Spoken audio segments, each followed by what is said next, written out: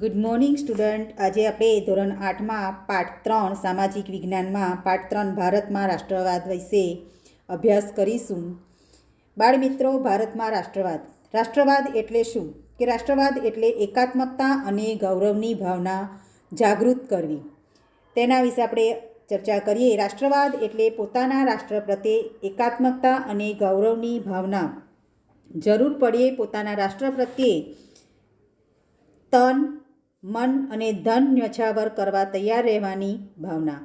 આપણા દેશ માટે સર્વપણે સમર્પણની ભાવના એ રાષ્ટ્રપ્રેમની આપણાને ભાવના જાગૃત કરે છે. ભારતમાં રાષ્ટ્રીય જાગૃતિના પરિબળો ખાસ કરીને ઈસવીસન 1857ના પ્રથમ સંગ્રામમાં તેના વિકાસ બાદ પામ્યા હતા.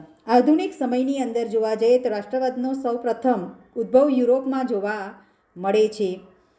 નવજાગૃતિ, ધર્મ સુધારણા, અમેરિકા અને ફ્રાન્સની ક્રાંતિઓ, ઇટાલી અને જર્મનીનું એકત્રીકરણ વગેરે પરિબળોએ યુરોપમાં રાષ્ટ્રવાદનો ફેલાવો કરવામાં મહત્ત્વની ભૂમિકા ભજવેલી છે.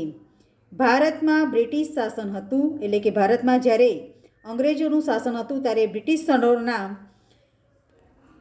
સંપર્કને પરિણામે ભારતીયના રાજકીય, સામાજિક, ધાર્મિક અને આર્થિક દૃષ્ટિકોણોમાં ઘણા ફેરફારો થયા. ભારતમાં જોવા જઈએ તો આધુનિક રાષ્ટ્રવાદને ઘડનારા પરિબળો ઊભા થયા. આપના દેશમાં આપનું રાજ્ય એટલે કે સ્વરાજ જોઈએ. આ વિચાર દેશના શિક્ષિત, બુદ્ધિશાળી લોકોમાં બ્રિટિશ શાસન દરમિયાન ફેલાતો ગયો. દેશવાસીઓમાં રાષ્ટ્રીય એકતાની ભાવના જાગૃત થઈ. આવી રાષ્ટ્રવાદની ભાવના પેદા કરનારા પરિબળોને આપણે આ વિગતવાર અભ્યાસ કરવાનો છે. બાળ મિત્રો, રાજકીય, આર્થિક અને ધાર્મિક બાબતો વિશે આપણે વિગતવાર ચર્ચા કરીશું. સૌપ્રથમ રાજકીય ભાવના વિશે જોઈએ તો અંગ્રેજોના શાસન પહેલાં આપણા દેશમાં રાજકીય એકતાનો અભાવ હતો. ભારતના નાના મોટા રજવાડાઓમાં વહેંચાયેલું હતું. ભારત દેશ નાના મોટા દેશી રજવાડાઓમાં વહેંચાયેલું હતું. અંગ્રેજ શાસન દરમિયાન, બ્રિટિશ શાસન દરમિયાન અંગ્રેજોએ ભારતના ઘણા રાજવીઓને હરાવીને મોટાભાગના ભારત ઉપર પ્રત્યક્ષ અને પરોક્ષ રીતે પોતાનો અંકુશ સ્થાપી દીધો હતો. બાળ મિત્રો, આપણે ધોરણ 6ની અંદર જોયું કે ભારતની અંદર અંગ્રેજો અને બાહ્ય વિદેશી પ્રજાઓ ભારતમાં વેપાર કરવા માટે આવી હતી અને એમને ભારતના વહીવટી ક્ષેત્રમાં પોતાની દખલગીરીઓ દાખવી અને મોટાભાગે ભારત ઉપર એમનો અંકુશ સ્થાપી દીધો તો અંગ્રેજોના તાબા હેઠળ એક સરખું વહીવટી તંત્ર અમલમાં આવ્યું. અંગ્રેજ શાસનનો અનુભવ જોવા જઈએ તો એકાંતરે સારો ન હતો. આવા અનેક કારણો અંગ્રેજ શાસન સામેનો વિરોધ ઊભો થયો છે. બાળ મિત્રો, અંગ્રેજોનો શાસન કરવાનો જે વિરોધ હતો એ ખૂબ જ ખરાબ હતો અને ધીરે ધીરે આ વિરોધ ઘણો પ્રબળ બનતો ગયો હતો.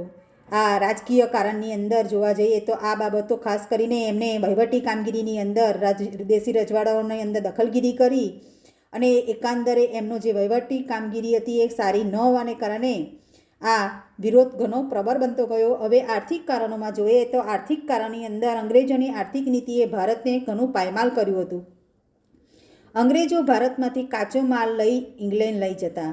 ભારતનો જે કાચો માલ હોય એ ઇંગ્લેન્ડ લઈ જતા અને ત્યાં ઉત્પાદિત કરાયેલા માલ ભારતના બજારોમાં વેચતા હતા. ત્યાંથી ઉત્પાદન કરીને ભારતના બજારોમાં ઊંચી કિંમતે એટલે કે મોંઘી કિંમતે આ માલ વેચવામાં આવતો. ઇંગ્લેન્ડથી ભારત આવતા તૈયાર માલ પર નજીવી જકાત લેવામાં આવતી, જ્યારે હિન્દમાં ઉત્પન્ન થતા માલ ઉપર વધુ જકાત લેવાને પરિણામે ભારતમાં ઉત્પન્ન થતો માલ મોંઘો પડતો, જ્યારે ઇંગ્લેન્ડમાં ઉત્પન્ન થતા માલ ભારતમાં સસ્તો વેચી શકાતો. આ બાળ મિત્રો, આર્થિક પરિબળની અંદર જોવા જઈએ તો ભારતનો માલ ઉપર ઘણો ટેક્સ લેવામાં આવતો અને ઇંગ્લેન્ડથી આવતા માલ ઉપર ટેક્સ વધારે લઈ અને આ રીતે એ લોકો આર્થિક રીતે ધંધાઓ અને રોજગારો ઉપર પાયમાલ વધારે બનાવી દીધું હતું અને ભારતના હસ્ત ઉદ્યોગો એટલે કે ગૃહ ઉદ્યોગ ધંધા ટકી શક્યા નહીં. પરિણામે કારીગર વર્ગ બેકાર બની ગયા. ભારતના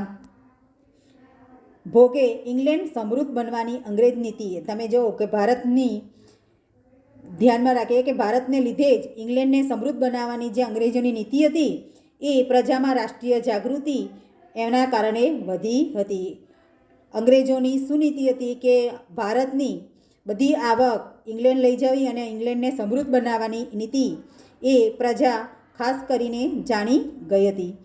વાહન વ્યવહાર અને સંદેશા વ્યવહાર કે બાળ મિત્રો, બ્રિટિશ શાસન દરમિયાન વાહન વ્યવહાર અને સંદેશા વ્યવહારનો ઘણો વિસ્તાર થયેલો જોવા મળે છે. ભારતમાં રેલવે, તાર, ટપાલ, જમીન તથા જળ વ્યવહારના માર્ગે લશ્કરી, આર્થિક તથા રાજકીય કારણોસર વિકસાવવામાં આવ્યા હતા, છતાંય તેનાથી દેશના લોકોને લાભ થયો. આ સાધનોને ઝડપી વિકાસથી વિશાળ દેશના માનવી એકબીજાની નજીક આવ્યા. કારીગર અને વેપારી વર્ગ ધંધા અર્થે એકબીજાના પ્રદેશમાં જવા લાગ્યા. બાળ મિત્રો, વાહન વ્યવહાર અને સંદેશા વ્યવહારને કારણે ઝડપી વિકાસ થવા લાગ્યો અને એક દેશ બીજા દેશના ઘણા નજીક આવવા લાગ્યા. જે કારીગર વર્ગ હતો અને વેપારી વર્ગ હતો એ ધંધા અર્થે એકબીજાના પ્રદેશમાં જવા લાગ્યા અને એના કારણે તેમની વચ્ચે વિચારોની પણ આપલે વધી ગઈ. તેમના સંપર્કો વધવાથી જ્ઞાતિ, કોમ અને પ્રદેશના ભેદભાવો ઓછા થયા.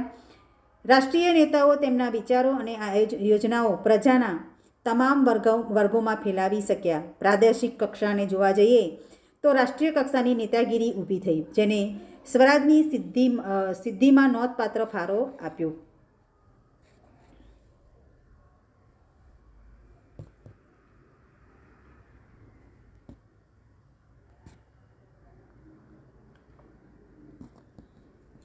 શિક્ષણ અને સાહિત્યમાં જોઈએ છે આગળનો પોઈન્ટ આપણે શિક્ષણ અને સાહિત્ય. ભારતીય રાષ્ટ્રવાદના ઉદયમાં અંગ્રેજી અંગ્રેજો પોતાના વહીવટીતંત્રને સરળ બનાવવા માટે ખાસ કરીને હિન્દીઓની નિમણૂક કરતા અને અંગ્રેજી શિક્ષણને વધારે મહત્ત્વ આપવા માટે અંગ્રેજી કેળવણીનો મોટો ફાળો રહ્યો છે. આ કેળવણીને કારણે પશ્ચિમની વિચારસરણીના દ્વાર ઉઘાડી આપ્યા છે. વિશ્વનું ઘણું બધું સાહિત્ય અંગ્રેજીમાં હતું. આપણા દેશના લોકો અંગ્રેજી ભાષા શીખી શક્યા અને વિશ્વના પ્રવાહોથી માહિતગાર થયા. આ કારણે અમેરિકા સ્વતંત્રતા સંગ્રામમાંથી, લોકશાહીની અને ફ્રાન્સની ક્રાંતિમાંથી આપણાને સ્વતંત્રતા, સમાનતા અને બંધુતાની ભાવનાની પ્રેરણા મળી અને એના કારણે આત્મશ્રદ્ધાવતી અને ભારતના ઉજ્જવળ ભવિષ્યની કલ્પના કરવા લાગ્યા. દેશની પ્રાદેશિક ભાષાઓમાં જે નવપલ્લિત છે નવલકથાઓ, નાટકો, વાર્તાઓ, કાવ્ય અને ગીતો વગેરે આ લખાયા અને સાહિત્ય એ રાષ્ટ્રભક્તિનો સંદેશો મળ્યો છે.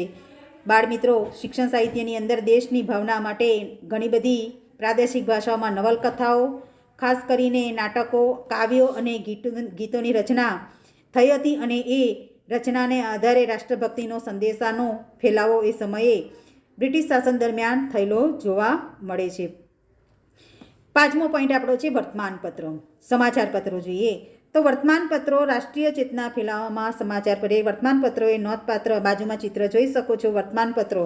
એ વખતે times of Hindu, times of India આવા વર્તમાનપત્રો જોવા મળે છે.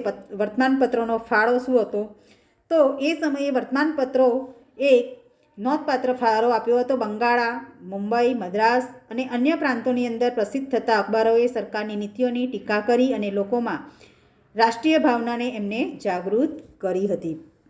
છઠ્ઠો પોઈન્ટ આપણે જોઈએ તો ભારતનો ભવ્ય વારસો.